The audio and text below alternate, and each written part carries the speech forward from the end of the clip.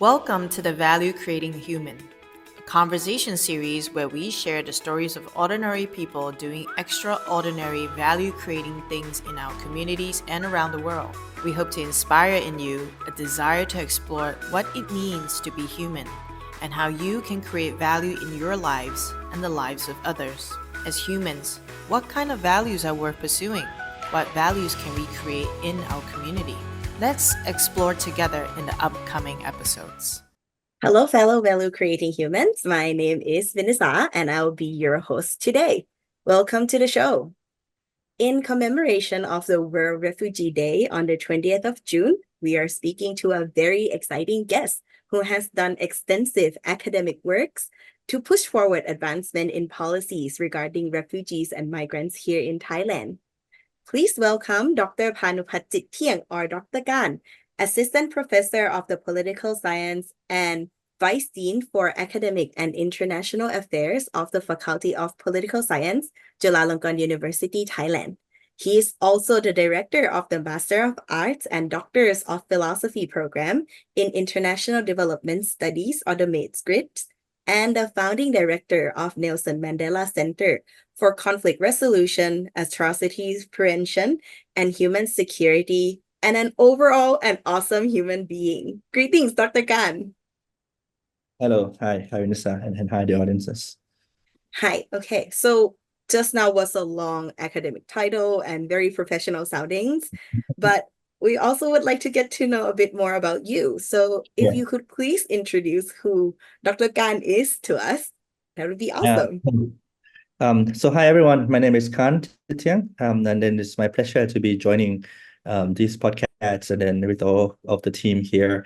So as Vanessa was mentioning and the host was mentioning, that I am assistant professor of political science, but as a human and then as a citizen of the world, I also been working a lot on refugees over the past 10 years, particularly focusing on refugee policies in the context of Thailand and also extending to the context of Southeast Asia as well at large. That's pretty much about me. Okay, all right. So now that you have introduced yourself and some of your work, we would like to know how you get involved with all of this, with the topic or with the ways in the academic ways as well. So how did you get involved with this? So when it comes to the refugee issues that I have been involving, actually my trajectory is perhaps different from several people. Rather than approaching it from the angle of the refugees themselves, my work was propelled pretty much by the way in which several countries in Southeast Asia treated the Rohingya back in 2015 and 16, and also particularly focused on Thailand because at that time, Thailand was considered to be one of the major transit countries for a large number of movement of Rohingya into the region. And for that reason, it was kind of something that struck me a lot in the way that it intrigued me to actually try to understand like how exactly these different countries that are not signatory to the refugee policies, they actually treat or manage or respond to the situations of refugees in the region. So it was from that basis that I started to work more on understanding about refugee policies and practices governing refugees and the impact of that on the lived experiences of refugees. So rather than approaching it directly from refugee of their agencies, I look at the structure of governance and also mechanisms that govern the living experiences of them, and then go down to understand the living experiences of refugees eventually. And my work at the beginning was focused more on urban refugees because by the time that I was started to work on refugees, most of the time when we hear about the work of refugees in Thailand, many people have been focusing a lot on those in the border areas between Thailand and Myanmar, but then not so many people really focusing on those in urban areas, particularly in Bangkok. And we see the rising number of urban refugees at that time as well. So for that reason, it was also another part that really propelled me to look more specifically, not just refugee policy at large, but also the specifically urban refugee policy and responses to this group of people. Okay, so you were talking about the situation in 2015 and also like upcoming to now. So I would like to know what is the current situation of refugees in Thailand and how many countries do they come from? Well, I mean, when we're talking about refugee situations in Thailand, I think it's still very much a challenge in the sense that, we have had refugees who have been living in the border areas between Thailand and Burma, which is considered to be the camp refugees. Mm-hmm. Number of them is approximately 90,000, and of course, I mean the exact number is remain unclear. But at the same time, if you look on the other side, in the urban areas, we also see refugees from multiple countries. As far as I'm aware, it's up to 40 countries where they are Mm-hmm. from. So it's quite a significant number, but at the same time, there are also those people who may not yet classify as either urban refugees or camp refugees because of like their locations remain unknowns, or like they're scattered in some part of the areas, or may not be treated at all as a refugees, and maybe already went through the migration scheme.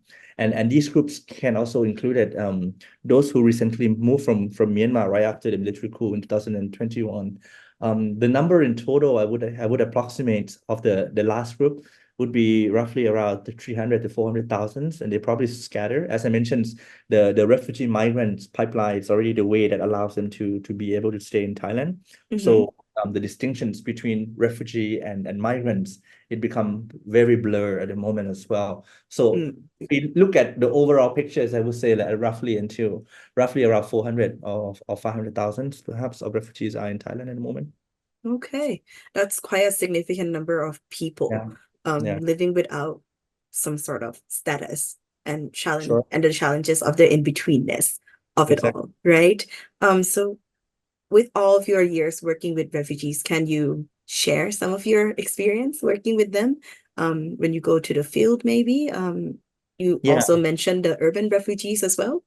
Yeah. So I think that one of the things that is really important is that when we understand refugees, we always treat it and see refugees from the lens of, that got presented of them as being, for example, refugees are being, poor, always living in camp. And that's become something I would refer to as the first image of refugees. What it means by that is it's an image that people kind of remember from seeing them in the like promotional materials of some organizations, or seeing it from TV, or seeing it from some reading books and so on, and make them remember that, these should be refugees.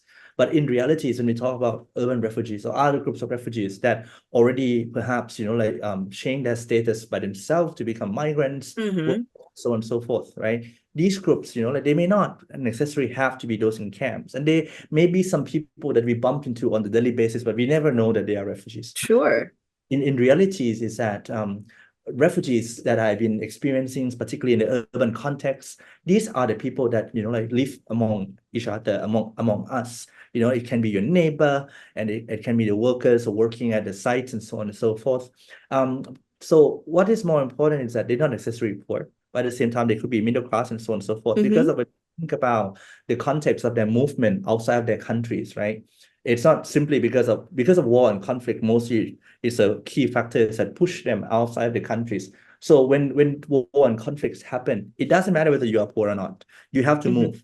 And because you have to move, like all groups of people, all sorts of group of people move out of the country. And as a result, there are certain people of different socioeconomic classes that are landed, like in also in Thailand as well. And so the image of refugees that I actually experience, and the image that people seen is also different. That's one thing. The second thing that I think is also important is that it's always with the first image of refugees that I mentioned just now, it's always a belief that refugees, are likely to be dependent on humanitarian aids and assistance, on and so forth. While in fact, many of them, like even though they don't have much of the skill or semi-skill, most of them, they also have skills, and then human capitals that they already got invested in the countries where they're from, and they are ready to using it.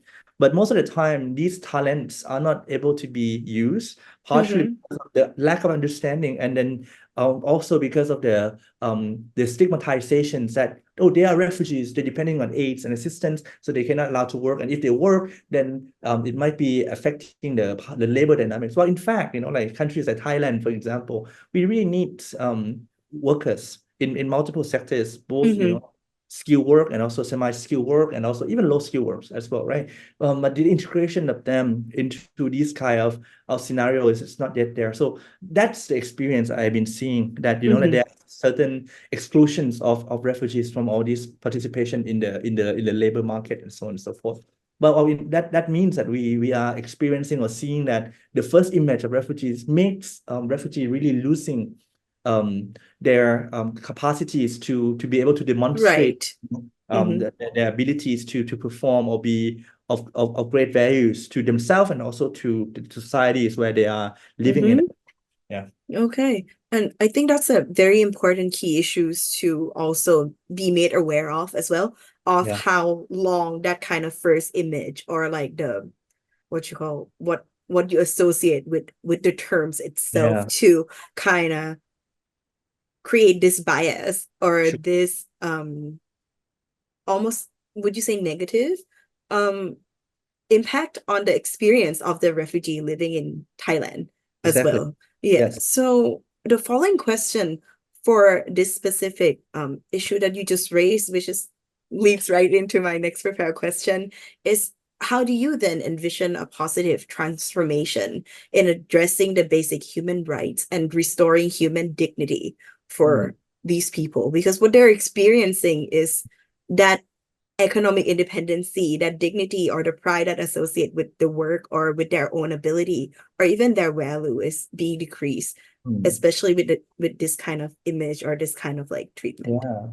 I think that when it comes to this kind of refugee issue, I mean, rights is kind of something that got developed over time, right? I mean, human rights is important, of course, but at the same time, what we have to look at for them also is that these people need to feed themselves, need to survive. Mm-hmm. And then most of the time, when we push them to depend on aids and human and assistance, it means that it's a virtue of that dependence that we are creating. So refugees are dependent not because of they are dependent, but they are dependent because of they are made to be dependent. So I think that was a key part that we really need to shift, because of, as I mentioned, many of them have the abilities, right? Many of them have the skills that could be at use, but it doesn't get addressed. So rather than be seeing it through this lens of burden, this lens of human rights, perhaps we have to start at first from seeing them as human beings, that they have capacities, that they have, abilities, and they have capital, human capital, that they can actually contribute positively to the societies, right? So this is the first kind of thing that is needed, meaning that it must be an understanding about these people. So this is the very basic one. But who should be understanding this, right? This is a key question. One is, of course, the government of the host countries, that they really need to understand that,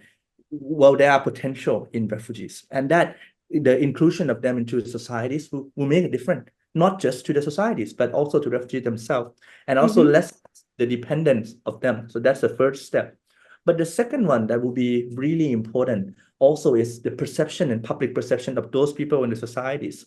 Because of most of the time, we are always adhere to the national identities, the belief that, like we are, like united and so on as a nation. And then any other people that came into the countries may be foreign. And then there was a that they might be taking away jobs and so on and so forth. But again, so, to make the public aware and understand of this, the portrayal of the better understanding about them, this group of people, would be important. And how would that be important? Well, the exposures, right? Because one of the things that always make people less afraid or learn more about other groups, it's for them to have some exchange and so on and so forth. So the role of the community will become something so important, that really allows, the refugees and also people in the local areas get to learn about each other and have their activities. And most of the time they make friends, they become friends, right?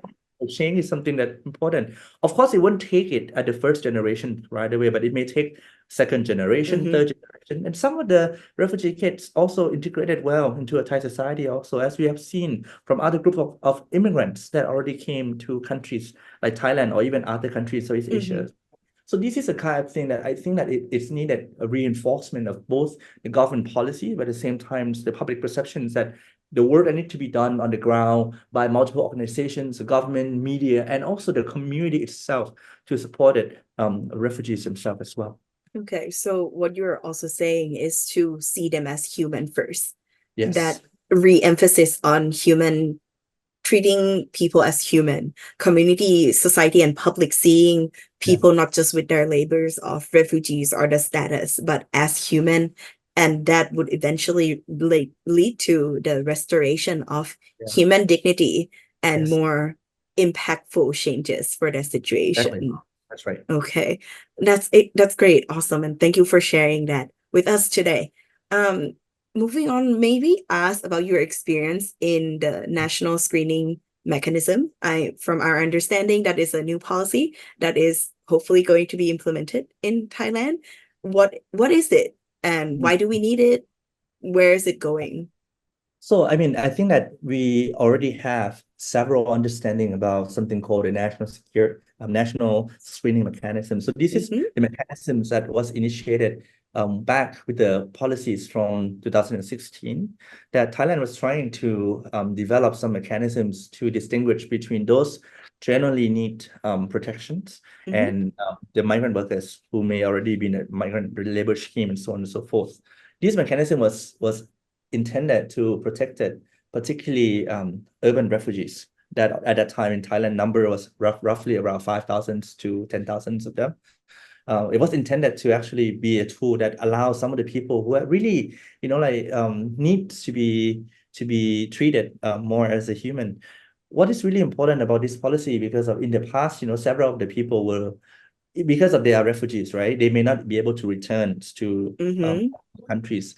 And what happened was that, but then because of there's no mechanism to support them, they may still get arrested. But if they get arrested, sometimes they get stuck in the immigration detention center for quite some time, not being able to release, and that affect their health.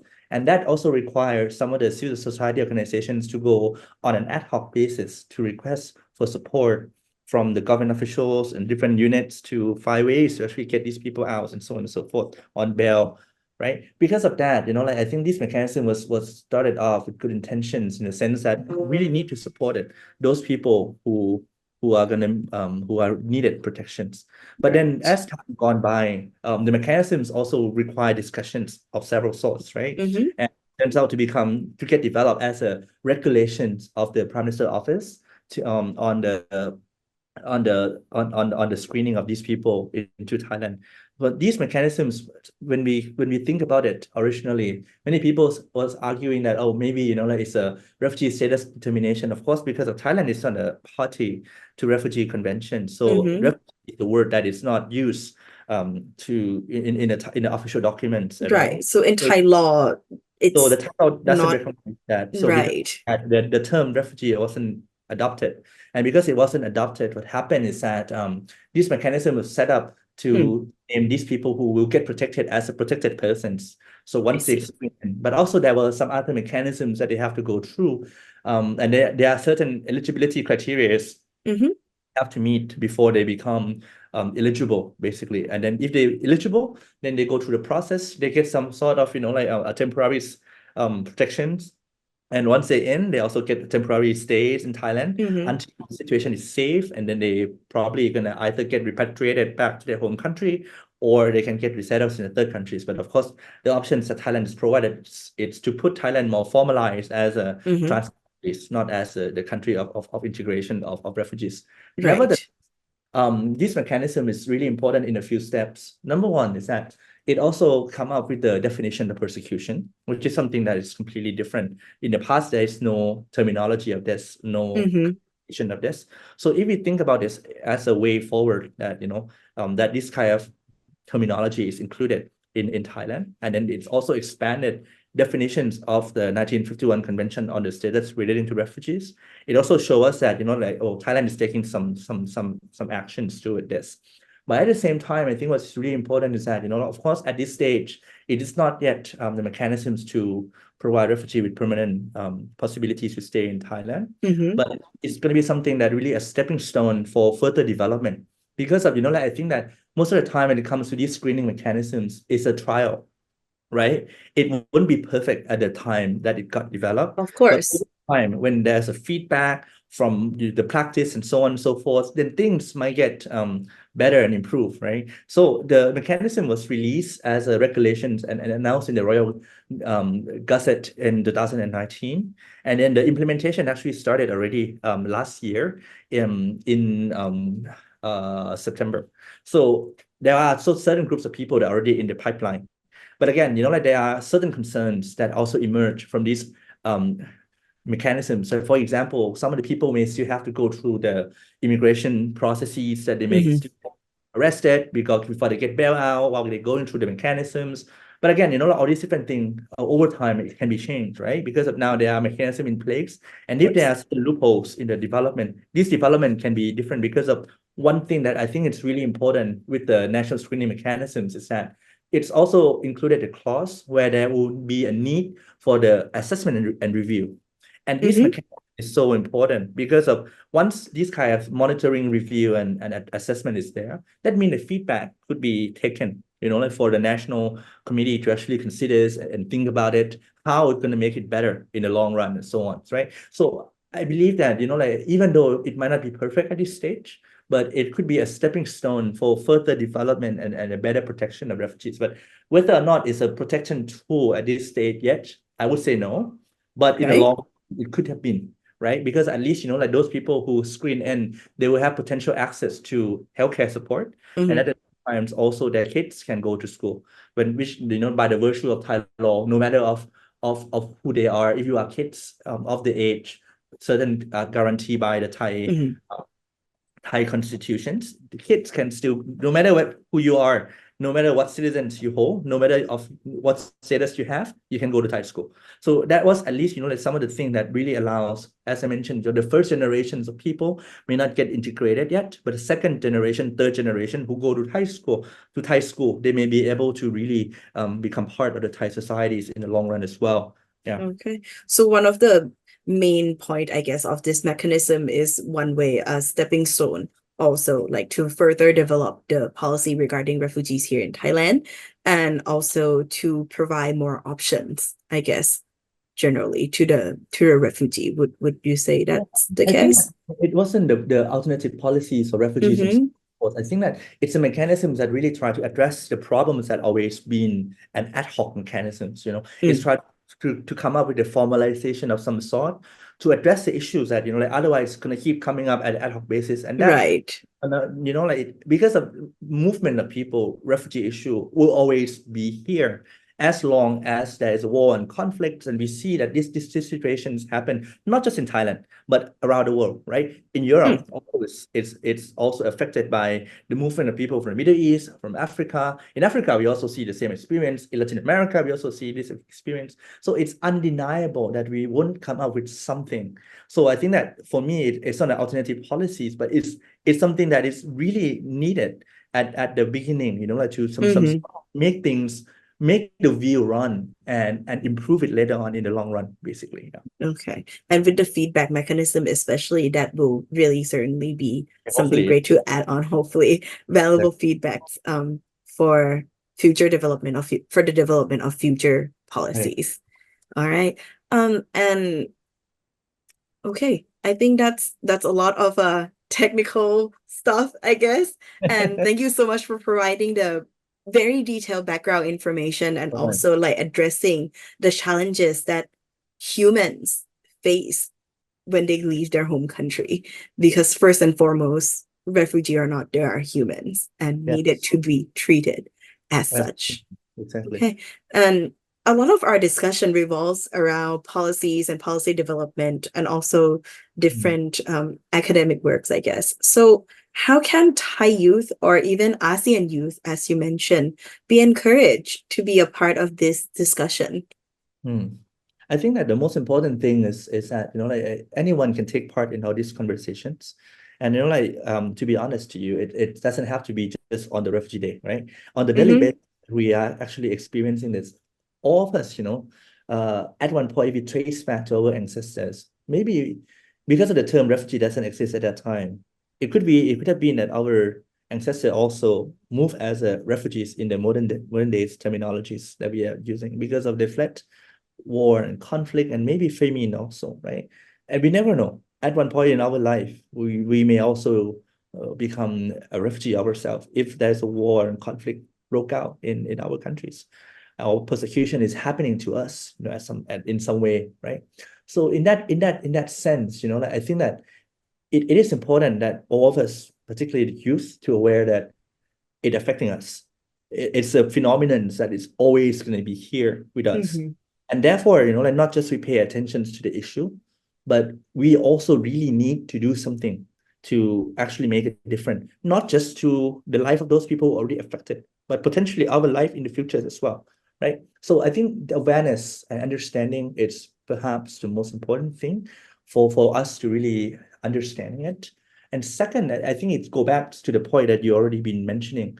When we see many people, if we started from them being whatever labels that they are, label as foreign, label as refugees, label as migrant worker, label as guest worker, and so on and so forth, we will not see them as who they are. We see them as who we want to see based on those different labels, because of those label conveys meaning. So in that regards, we do not get to see who they really are. So my suggestion should be that rather than seeing them through the lens of those labels that they have, get to know them and maybe reach out to see who they are, right? And then what potentials they can have. And in that sense, when you get to see and learn more about those people, who they are, and so on and so forth, that will really allow us to see ways that we can perhaps bring them to be part of our societies. Right. Because of for people to get socialized, to be part of societies, they need friends, need colleagues, they need our hand, right? So those are the kind of thing that we can perhaps think about. And third, I think that that sometimes there are different ways that people would do advocacy. There are different ways that people would do that, some kind of policy advancement and so on and so forth. If you are in a position of power, think about the way that perhaps this could be some sort of thing that we always think about it in the context of national interests and so on, right? Of course, I mean that would be important in the context of government, but how to integrate them, that we are going to be able to not just balance but provide benefits to both Mm-hmm. national interests and at the same time to the interests of this human individual. That kind of thing may not necessarily have to be a trade-off of 0 and 100. It could be a Right. negotiations, a degree to it, right? So that is the kind of thing that for those youth who are already working as in the government, or even work with the government, can actually pay closer attention to, because at the end of the day, no one wants to leave their house. If your house is not on fire, you will leave, right? It's true. And That is true. because of that, if they are leaving, it means there's a problem.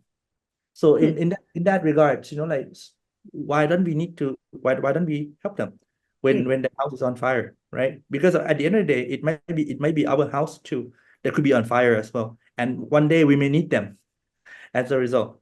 So Right. it's a reciprocal relationships in a way as well, to understand human being as So regardless of your involvement, if you're in a position of power or not, you can take part in making their experience and making people's life better Yeah. by first and foremost seeing them as human, but Yeah. also reaching out and connecting as Yeah. well, creating communities. Exactly. And I don't think that it needs just a national policies to make a difference. Things can be changed in the community level or the neighborhood level, because Yeah. of those are the kind of support that they would be directed and needed, once they're already in the community. Because of sometimes they would choose to not appear to anyone except for their neighbors, right? So the neighbor will be able to support them in some way rather than harming them in a great way, right? So those kind of things is something is needed. But at the national level, of course, I mean, it would need some kind of work to actually make people understand more about situations. Yeah. But changes can happen at any Yeah. level and regardless of where you are or who you are, I guess. Sure. Okay. I think that's a very hopeful thing. And I mean, it's powerful to also feel that you can make a difference, like as an individual as well. So Sure. you've done extensive and long works in regarding to this very heavy topics and working with like at governmental level in academic work as a professor and director of this new center that just opened. What is the biggest obstacle that you have encountered in your work? I think that, like when it comes to the work that we've been doing, I think that for myself, because I have been wearing multiple hats, it's the time management itself. This is my own thing, like that with my own work that I'm not able to effectively, like do some of the work, partially because of the time that I have to allocate to different projects and so on and so forth. But with regards to the work related to refugees specifically, I think one of the most important thing that could be, I wouldn't say it's obstacle, but it's quite challenging. It's that, it's a work with human being, of course, right? And human, we also Of have course. a various perspective and ways and approach of doing things. How to actually get people aligned with what we believe it's actually should be the direction. That's not easy. But at the same time, if you found a partner or the alliance who can work together and carry on the work together, that would be something that really make a difference, right? So I think that the formation of alliance to actually working together or network working together and being able to embed it in that network would be something that is very significant. So that was the first one that I think it's been a challenge, that how exactly this kind of network can be formed and also maintained. So that's the first thing. Second thing is that, like several times when it comes to the work related to refugees, most of the time we are using feeling to make decisions, to make judgment, and so on and so forth. But it should be driven by data, right? And because of the challenge is that most of the time, particularly when I work in the context of Southeast Asia, where refugees or some of the asylum seekers, they do not want to be exposed or not to be known as refugees. You don't know where they are, right? And they may not be able to be or may not feel comfortable to identify themselves as such. So in that regards, like the data about them that we may have or may gather, it may not be accurate or it may not fully represent who they are, or even the whole pictures about the situations that they are facing and so on and so forth. And for that reasons, it become a challenge because of then the data that we may have or the report that we've been producing, right? It may not accurately portray the actual pictures or the overall landscape of the situations. And that could be difficult for the provisions of services and support or assistance, or even other kinds of like policies direction, because it may not allow us to have enough evidence to convince those in power and policymakers to actually make changes, because of they will feel something like, for example, well, number is not that significant. Why do we have to take action, for example? Right. Data is driven in such Data way. driven, it's going to be another thing. And then last but not least, like when it comes to the challenge, I think it's also the commitment itself, right? Because of the commitment itself is a continuity on this issue, because of there are also a chance, like our discouragement that might be facing, particularly in times when some of the people may not be paying close attention to the situations, or even the negative perspective, and sometimes it can discourage you. Like, for example, some of the comments that you will receive from the public, like, or we may never know whether it's a real public or it's the information operations that try to target and so on and so forth. So this kind of thing is discouraging at some point, and that can also demotivate certain groups of people, and sometimes myself as well, from working and continue with the work that we've been doing and so on and so forth. Nevertheless, what is the most important thing is that I think it always the values that we hold dear to, right? Whatever value we are holding to our heart, and we carry on with that values that we are attached, it's going to be something that can really bring us forward, in doing the work that we are doing. So in that sense, rather than being a challenge, it also can be a sort of motivation as well. I don't think I treat it more as obstacles, rather than I would say that it's not an obstacle much, rather than I would say it's rather a challenge that sometimes can be a positive challenge that can push us to do something that is also different as well. Yeah, and then last but not least, I think that we need more community of people working on refugees, as I mentioned. Of course. Um, uh, I think that it's really necessary because of not just on refugee issue per se, but also the movement of the people in general. This is going to be a phenomenon that is as old as human history. That my migration is as old as human history, right? Because we migrated from multiple parts of the world, we're traveling and so on and so forth all the time.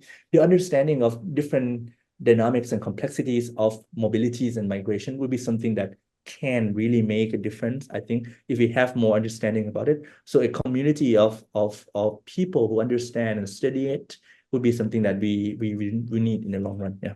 Okay. So those are the challenges of your work, and you have addressed them all beautifully. And thank you for re-emphasizing and remind us as well to be firm in our values and hold dear to that, because that is something that will help remind us, I guess, of why we do the work that we do or facing the challenges that we do, right? We would also like to get to know more of you as a person as well.